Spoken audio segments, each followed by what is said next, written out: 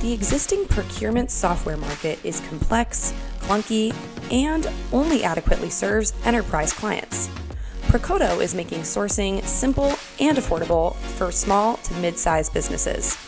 Today's guest and Procoto founder, Michael Otis, discusses his past experiences in procurement, the sourcing challenges facing small businesses today, and how he's meeting the gap in the procurement software market. Plus, he'll share some tips in entrepreneurship and how to build your creative business muscle.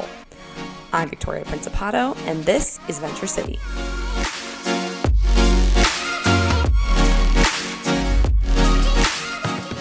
All right, so I thought I was gonna be great, but now you're making me nervous. Shoot. Okay, no, let me I gotta rework my pep talks then. That's on me. The "you're gonna be great" has like the subtext of, oh, you have something to be nervous about. They're gonna love it. Yeah. Well, Michael, thank you so much for taking the time to speak with me. I really appreciate it. Of course, Victoria. Thank you for having me. We're all excited to learn a little bit more about you and a little bit more about Procoto. So maybe just start things off, give listeners a little bit of an introduction for yourself, and tell us a little bit about your background. Sure. So name is Michael Otis. I founded Procoto back in 2019, late 2019 at this point. Before that, so grew up in the Philly area, went to Wake Forest for college. There I did study entrepreneurship. So this was kind of the plan all along. I started a learning center while I was there doing K through 12 tutoring and test prep. Interned at eBay and got to be the kid in the boardroom where smaller tech companies were trying to sell themselves to eBay. And it took 5 minutes into one of those conversations for me to realize I wanted to be on the other side of the table. I wanted to be one of the founders selling their early stage company. Also, what a cool job. You're basically working at Shark Tank. Yes, I was 19 years old. I was on the corp dev and M&A team at eBay. I didn't do a lot of talking in those boardrooms, but I learned so much and took all the notes and was responsible for recapping all of the meetings. So super fantastic learning experience. And it's honestly a huge reason why I'm doing what I am today, because I kind of fell in love with it while I was scribbling notes in a notepad in the corner of the room during all those conversations. That's awesome. Yeah. And again, like learning in your environments, I feel like, I don't know, sometimes you can't really see where one experience might take you, but it's cool to know that you can kind of leverage those in your future career steps. So where did you go next after eBay? Sure. So after college, I did 2.5 years of consulting at KPMG, did the whole flying around the country, living out of hotel rooms and in airplanes, got a little burnout doing that, and went on to join a couple of startups, did that for a combined 4.5 years or so before I had the confidence, or maybe the ignorance, the arrogance to go start Procoto. That's awesome. Yeah. And I do think there's something to be said for seeing other people demonstrate something first that kind of empowers you to feel like, oh, okay, like other people go out on their own, venture out on their own. That definitely can make it feel a little more accessible. Tell me a little bit about the experiences that inspired you to start Procoto. And maybe even before we go there, what is Procoto and what does it do at a high level? Yeah, that's maybe a good place to start. So Procoto makes procurement software just so much more simple and affordable for smaller teams. So the options that are out there, our competitors, are these big dinosaur enterprise tools that are just really complicated. So if you're a smaller team that wants to simplify your procurement process, you don't really have any other options right now. So we're trying to fix that. What inspired me to start Procoto? So I mean, you mentioned it, just to touch on the point that you just made. So working at a couple other early stage startups, one I was employee number 100, the other I was employee number 10. So just being close to the CEOs, both physically and just as people, it was pretty encouraging to realize, okay, normal people go do this. I can go do this myself, and not take anything away from either of them, but giving them credit for the confidence they had to go do it. And you don't get rewarded unless you have the confidence to go take a stab at it and start your own venture. So pretty encouraging being around those people and seeing what has materialized from their dreams and their efforts to start a company. Definitely. Yeah. And the people you were around were inspiring too, but I guess what motivated you to, like, what problem are we solving with Procoto? Tell me a little bit more about, these dinosaur enterprise softwares that are in the market today, and who are you trying to serve now with Procoto? Sure. So when I was at these two startups, I had this unique perspective where there were these broker model businesses where one side of our company was trying to win the business of giant companies. So Walmart was one of our big clients. So we're trying to win the business of Walmart on one side, but we didn't have anything to service Walmart. So we partnered with all these smaller vendors on the other side. And I was the guy that ran that two-sided procurement process, really. So we got to see how the biggest companies in the world run their procurement process, what software they're using, what's good about their software, what's bad about their software, a lot to be honest. But then on the other side, what problems the smaller companies are facing. And it's really, really similar. They just can't afford the same software that Walmart has. So I was staring that problem side by side for really many years, probably too many years, more years than I should admit before I had the idea of starting Procoto and going to solve it.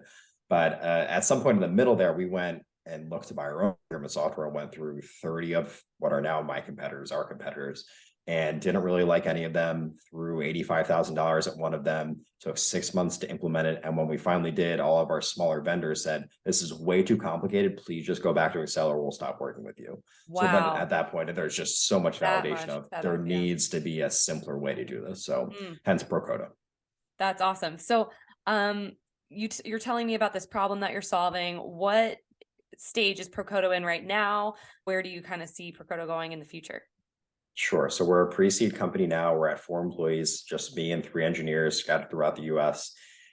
Goal within the next year, 2 years is to achieve 50, 100K MRR and raise a true seed round, raise a Series A within the next 18, 24 months or so. But longer term goals, when I speak to investors, the vision that I have for Procoto is to do what HubSpot did for CRMs or what Asana has done for project management. So in 2006, I want to say, when HubSpot came around, 2 very sharp MIT guys realized, look, CRMs are a very popular tool for good reason for large companies. Salesforce is already a monster at this point. But smaller companies have the same exact issue with their sales and marketing. Nobody is addressing them. We are going to go do that. And now HubSpot's a $15 billion company. And Asana has done something similar with project management, where Asana is so user-friendly and intuitive. And I used Asana for years too. And a lot of our UX UI is similar to how Asana treats its users. And Asana is now a $3 billion company that has, I think, fixed in a lot of ways what was wrong with project management, because the tools that were out there were just not conducive to smaller and mid-sized companies. So we are trying to do the same thing, but with procurement software. That's incredible. Yeah, because I'm sure what's out there only meets the need, again, like of these larger enterprise clients. So from a cost perspective, it doesn't make sense for smaller businesses. And I guess even just the functionality, it's not meeting the functionality. I was on a call with two guys I think are to become customers in the next week or so last week. And they said, look, I cannot figure out how to use any of those pieces of software. It's so complicated. I feel like I need a master's degree to do it. And then the other guy chimed in and said, I literally have a master's degree in supply chain and I don't know how to use those things. It was so validating. That's exactly what we're trying to fix. Right. So it sounds like you've had so much experience in this area. I mean, I know you're saying to yourself like, oh, I should have solved this problem sooner, but I almost think giving yourself the time to be in those environments and assess the market for the time period that you have is actually a really big edge that you must have. So I guess that's my view, but what is what makes you unique as a founder in your view? I think you're pretty spot on there. So I don't think I'll ever be a Steve Jobs type entrepreneur where I have this novel idea and I get there before people even realize it's something that they need. That's just unfortunately not how my brain works, despite my best efforts. But if I can pat myself on the back very gently, I think I am okay at looking at what exists and identifying problems and thinking critically about how to solve them.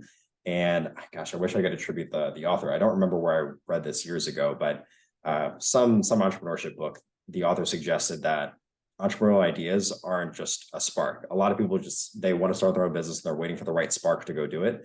And the author argued it's much more of a muscle that you constantly have to flex. Ooh, so I like that. Yeah. So for years, I still do it. I will write down 5 business ideas a week. 90% of them are terrible. And that's okay. If you come up with one good idea over 10 years of doing that, great. You are set for generations. So and treat it as brainstorm, treat it as there's no bad ideas here. It's just flexing that muscle and practicing, and you'll be able to refine and get better over time. So I have tried to train that muscle, and I think that is something inherently I'm not too terrible at. So I think that's part of it. The other piece of it is I had that super unique experience of looking side by side at what exists today on the big enterprise level procurement software. And then on the other side, what is the problem that exists for the smaller companies? And that is such a unique experience. And then you layer on top of that some of the industries we're going after that I'm probably only a handful of people in the world that have that unique experience in this specific industry. That hopefully is a unique competitive advantage for us. Yeah, I like that a lot. So, I mean, it does sound to me too like this is something that really excites you. So what excites you most about Procoto and where you're going next? What Procoto does for our users is really who I am fundamentally at my core. It really tries to solve the existing problem of procurement and just make it more user-friendly and affordable and really more data-driven. I'm a super data-driven person, probably to a fault, but at least that's beneficial in Procoto. So that's where I really align myself with our vision as a company. I think it's to a certain degree a mirror of who I am as a person, which makes it kind of exciting to go to work and to pitch it to people every day. Well, that's awesome. I'm so excited to hear a little bit more about what you've been working on, and I'm so excited to share all of this with listeners. I am so grateful that I had the experience of working at other startups before I went off to start my own thing. I learned so much from the people around me, and now that's a network that I can leverage too. And I have founders a few years ahead of me that I can bounce ideas off of and just seek feedback from. So any younger people listening to this, if you can, go get that early stage startup experience before you venture out and do it yourself. Well, Michael, thank you so much for all the advice, from learning to flex the business ideation muscle to learning to leverage your network. I love all the things that we've talked about here, and I'm so excited to see where you go next. Thank you, Victoria. I really appreciate it. Thank you.